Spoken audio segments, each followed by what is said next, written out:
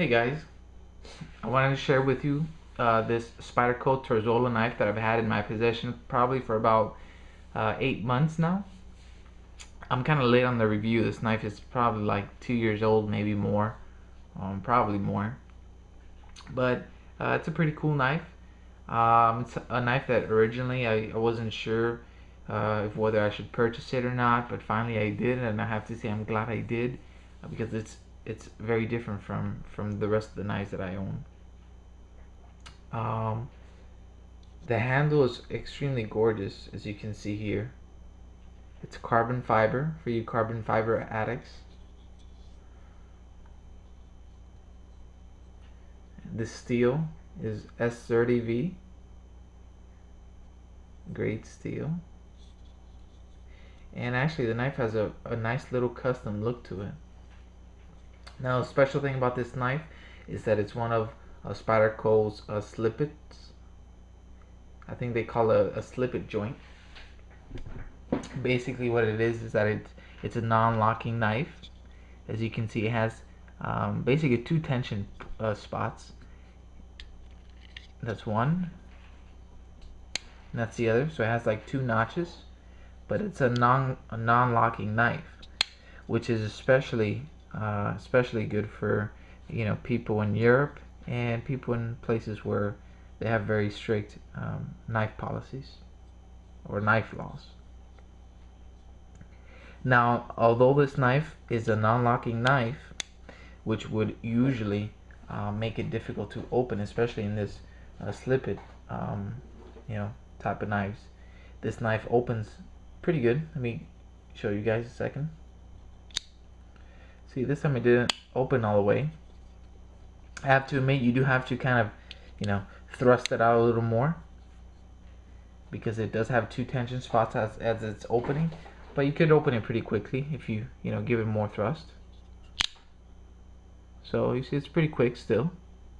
It has this good finger control here that prevents you from locking the knife, or actually not locking the knife, just not cutting yourself.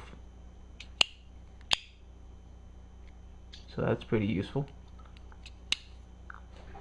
It has this custom lanyard on it, which is it's just something that gives it a little more custom look to it. It's crimped on here with the crimp.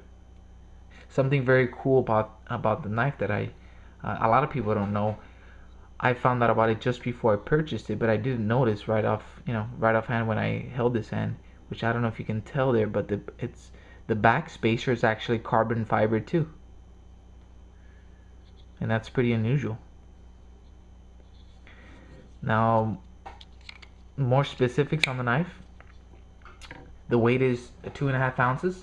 It's a pretty lightweight knife, considering its size. Its closed length is 4 inches. Of course, that's the length of the handle, more or less. The blade length is slightly over slightly under 3 inches. So another good reason why it may be useful in Europe and other places where you have to carry knives that have blades under 3 inches. CPM is 30V, like I already said. The clip is pretty nice. It says Terzuola on it. It's matte black. It rides pretty high up. It is 2-position mountable, lefties and righties. And the carbon fiber on it is actually very textured. It has a lot of grip to it. It's not that type of carbon fiber that looks real good but it's very slippery. This actually has a lot of texturing to it. So I'll give you guys a few more close-ups of it. As you can see, the handles are detachable, so you can open them up to clean it and stuff.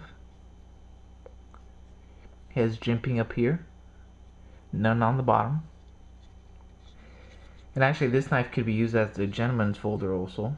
It kind of fits the mold somewhat. Maybe not exactly, but I would use it. And actually, the front of it looks very similar to an Endura. This is my Endura wave. So let me try to give you guys a better You see, it's pretty similar. So nice little knife. If you haven't picked one of these up, maybe you should think about it. The cost of it is about $100. So the Spydercos that are carbon fiber and S30V, it's going to be difficult for you to find one under $100. So that's it. If you have any comments or questions, please go ahead and leave a comment, and I'll get back to you if you have any questions. Thanks, and have a good one.